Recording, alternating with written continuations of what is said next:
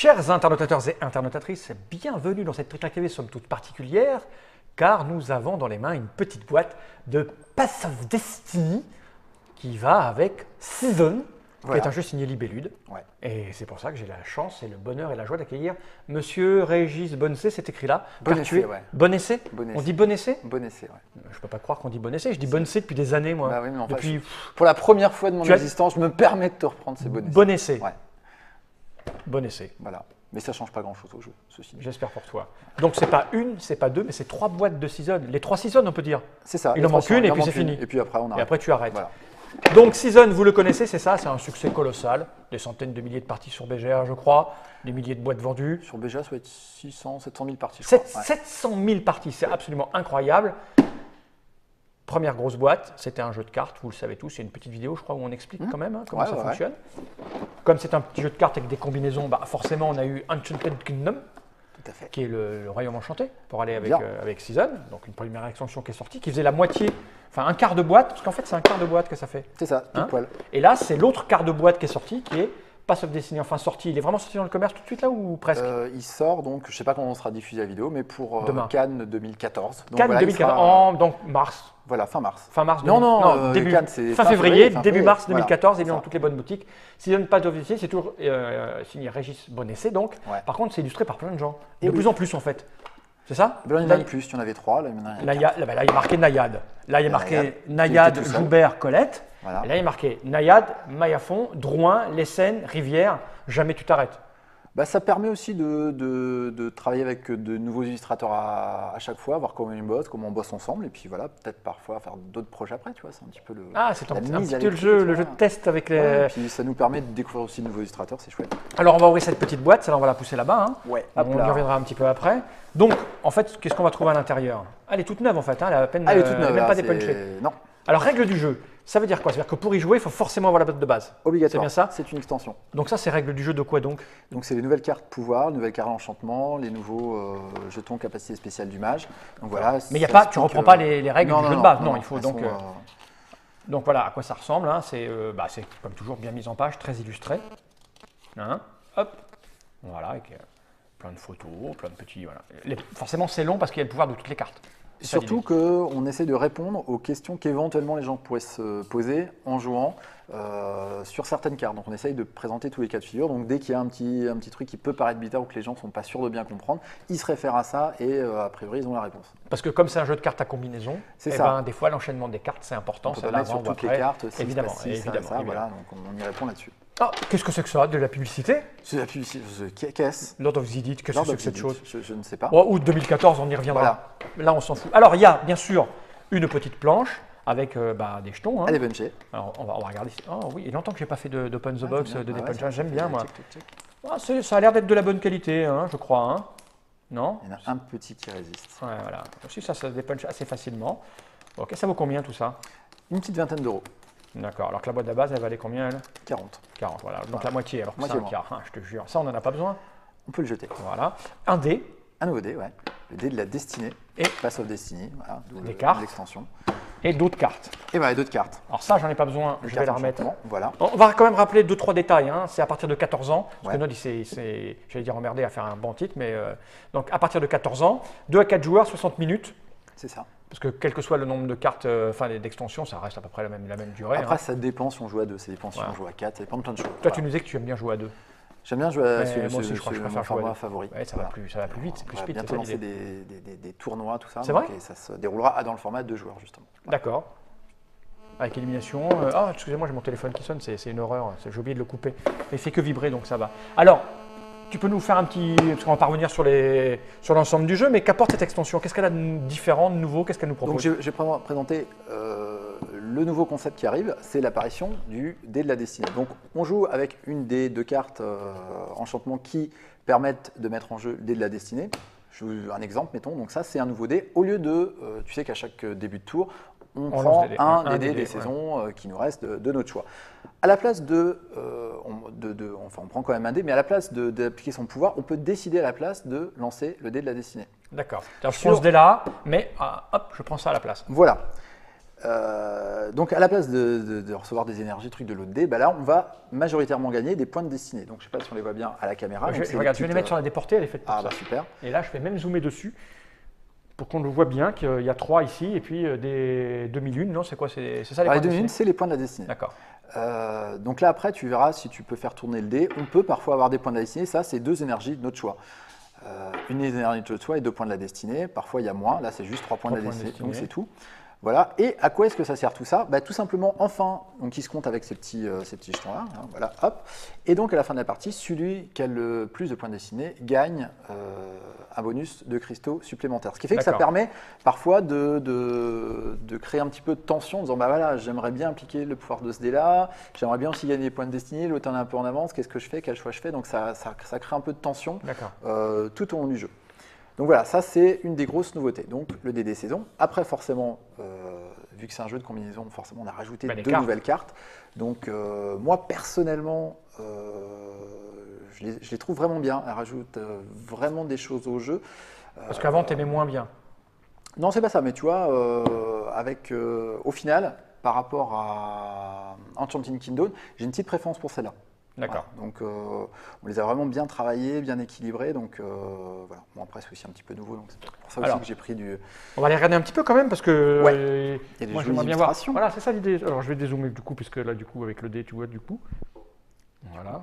Donc alors c'est quoi qui fait que tu aimes bien? C'est quoi tu dis j'aime bien?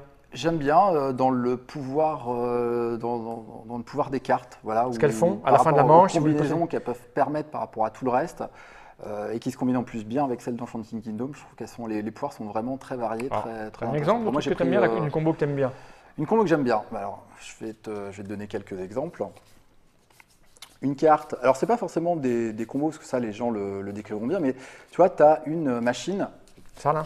La machine à réplique d'Eolis, ça invoque, tu vois, des petits jetons reliques. Et ce qui est bien, c'est qu'avec ces trucs-là, bon, alors ça fait 7 points de victoire de base. C'est bien, c'est pas non plus transcendantal, parce que tu sais que l'invocation, la jauge est limitée, donc tu peux pas avoir 36 000 cartes posées.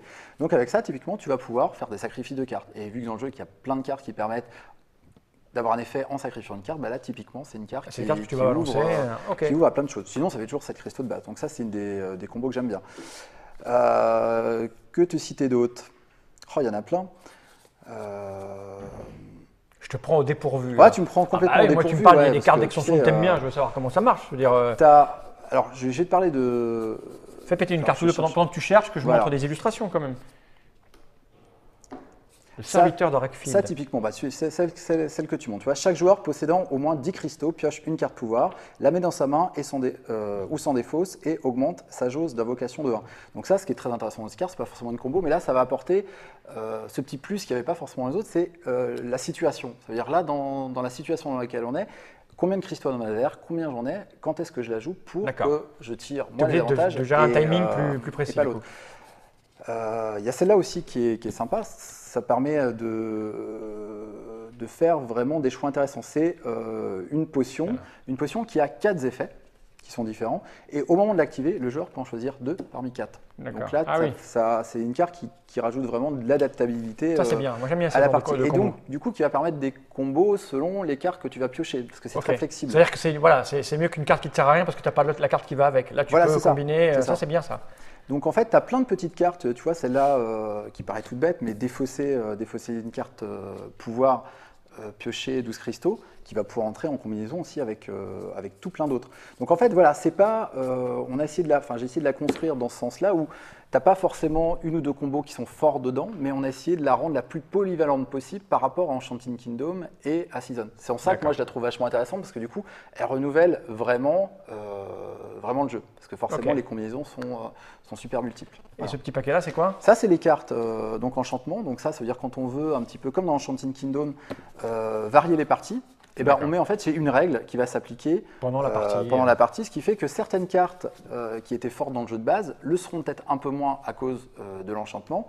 Et vice-versa, une carte qui pouvait, donc on pouvait trouver un petit peu faible, bah, le fait qu'il y ait tel ou tel enchantement, Ça la rend plus eh forte. ben, ça la rend plus forte. Et ça, du coup, les joueurs vont devoir s'y adapter dans le draft. D'accord, ça Alors, renouvelle les bah, perspectives. surtout tous les gens qui avaient fait beaucoup de parties, qui avaient un petit peu des automatismes, Ouais. bah là, ça vient les casser. Ça veut dire qu'on peut plus se dire, bah, juste au dessin, ouais, celle-là c'est super fort, celle-là avec celle-là je sais que ça va bien. Là, ça ne sera pas forcément le cas avec Ok. les enchantements. C'est pour ça que moi j'aime beaucoup jouer avec les enchantements. Ça renouvelle vraiment le jeu. Tu es obligé Donc, de après, remodeler ton mode de réflexion. Il y a une petite carte aussi qui va faire, il y a qui va des faire anneaux, plaisir aux joueurs, qui permet de. Alors il faut que je la retrouve. Tu vois, l'entraveur d'Argos. Notamment, ça c'est un familier qui est super sympa parce qu'il y a plein de familiers qui avaient des effets parfois super violents selon le contexte. Ou, voilà. Ça permet carrément de l'annihiler. Donc tu vois, quelqu'un qui joue Fécha perdeuse, super fort, Fécha perdeuse, j'ai plein d'effets d'activation. Avec ça, ça te permet d'avoir une réponse à Fécha perdeuse, chose que tu ne pouvais pas avoir avant. Donc voilà. Ok. Donc c'est après toutes ces milliers de parties, en ayant constaté certaines dérives, que tu Ouais, parce que c'est vrai conçois que tes cartes. ce qui est rigolo, c'est que c'est un jeu où même moi, tu vois, j'en ai fait des centaines et des centaines, j'arrive encore Tu à te vautres découvrir. pas comme ça. Ah, je me vautre D'un pas. seul coup, tu ressembles ok. de plus en plus à un hobbit. Un hobbit. Tu t'écrases. C'est voilà. Ah ouais. Sinon, depuis qu'ils m'ont refusé au casting du Seigneur des Anneaux, Ah ouais, c'est donc c'est inconscient. tu le je vis pense. très mal. Je le vis très mal. Pourtant, Donc j'avais tu poussé disais. pour, mais je sais plus ce que je disais. Je t'ai coupé, c'est moche. Les gens vont dire, il lui a coupé la parole. Mais oui, mais il disparaissait Bah du ouais, plan. c'est donc, dans les nains. Dans les... Non, je te disais que avec des milliers de parties au compteur, tu réenvisageais certaines. Ah, puis surtout, je Dans un ajustement. redécouvre des cartes que je pensais vraiment, ce qu'on appelle un peu les spoilers dans les jeux de cartes, sur les cartes qui sortent un petit peu du lot. Tu ravises au fil des parties ton avis, et ça, c'est en se confrontant à des gens qui ont une autre logique de pensée que toi. Et en fait, mettons dans le draft, tu te dis, bon, tu as vu ton draft, tu as vu celui de l'autre, tu sais ce qu'il a, tu te dis, bon, après, j'ai le meilleur jeu et tout. Et des joueurs arrivent à te surprendre encore. Et ça, c'est ça que je trouve vraiment, vraiment bien. Voilà. Et du coup, tu as d'autres projets d'extension après. Tu vas vraiment en faire une quatrième ou... Ça, je sais pas. Tu vois, pour l'instant, on sort celle-là. Très honnêtement, là maintenant, on n'a encore rien dans les tuyaux. On réfléchit à 2-3 trucs éventuellement, mais rien de précis. Vu que là, on était en train de se consacrer sur 2 autres gros développements de l'année, dont on parlera plus tard. Voilà. Et du coup, ça, c'est la petite cerise sur le gâteau. Voilà, bah ouais, mais moi, c'est vraiment un jeu aussi auquel j'aime jouer. Donc, c'est vrai que moi, par plaisir, j'aime bien rajouter. Voilà. En plus, il y a nos amis de BGA qui mettent petit à petit aussi les cartes, jouables. Donc, ouais, moi, j'aime bien. J'aime toujours y jouer, en fait. Voilà. Ça, c'est une bonne chose. Je vais te reprendre la boîte. Ouais, vas-y. Est-ce que tu as quelque chose à rajouter ou pas? Ben non, j'ai cité les petits. Ouais, tu veux citer les illustrateurs. Ouais, j'ai dit, ouais, tout va bien. Le nouveau, c'est qui? Il y en a plusieurs nouveaux parce que, comme tu vois, c'est pas les. C'est Maifon et Rivière. Sur Enchanted Kingdom qu'on a là, tu vois, tu avais donc Nayat qui est toujours présent ici aussi. Tu avais Vincent Joubert et Xavier Colette, et donc là, qui laissent leur place à Mathieu Lessen, donc Annie, qui est connu un petit peu plus sur son. Paul Maffaillon, qui est Joris, et Paul Drouin, Joris Rivière. Qui est un poids de vin d'ailleurs, Joris Rivière. Et tu les rencontres où ces auteurs de dessins? Eh ben, soit parce qu'on les connaît, tu vois, Annie, mettons, ça fait longtemps qu'il traîne dans le milieu du jeu. Ouais, donc tu l'as vu. Moi, j'avais déjà contacté pour d'autres projets, tu vois, il était occupé et tout. Puis là, c'était l'occasion de se revoir et tout. Lui, il avait un petit peu plus de temps. Il a c'est une de ses envies de revenir un petit peu au jeu de société. Donc, on l'a mis. Joris, c'est quelqu'un de Poitiers. Donc, on s'est dit au début, tiens, on va le rencontrer, ça, un vrai féru et tout. Puis on s'est dit, ouais, ça fait le taf, c'est super bien. Donc, on l'a. Voilà, donc, il y a un peu de Facebook, un peu tu vois leurs travaux, tu dis, j'aimerais bien bosser avec lui. Ça, voilà, c'est pas eux qui viennent te voir. Voilà, et puis après, quand ça se passe bien et tout, notamment un des illustrateurs qui a bossé sur Pass of Destiny bosse sur une de nos prochaines sorties. Voilà, donc c'est comme ça aussi, ça nous permet de servir aussi un petit peu de pépinière. Voilà. D'accord, c'est une bonne chose. Seasons, Pass of Destiny de Régis Bonessé. C'est ça. Ouais, mais moi je me faisais avoir parce que tu vois, il n'y a pas d'accent, mais c'est quoi c'est le S. Avant deux S, on dit BNC, la fessée. Tu mets pas d'accent. Non, on dit tu peux pas le mettre. On dit pas je vais te mettre une fessée, je vais te mettre une fessée. Voilà, c'est pareil. Bon essai. C'est pas bonne fessée, c'est bon essai. Voilà. 20 €, tu disais 20 €. Dans toutes les bonnes boutiques, début mars 2014. Ouais. Je crois qu'on a tout dit. On a tout dit. Libellude. Merci Régis. À bientôt pour de nouvelles aventures. Tout à fait. Jenny Reich.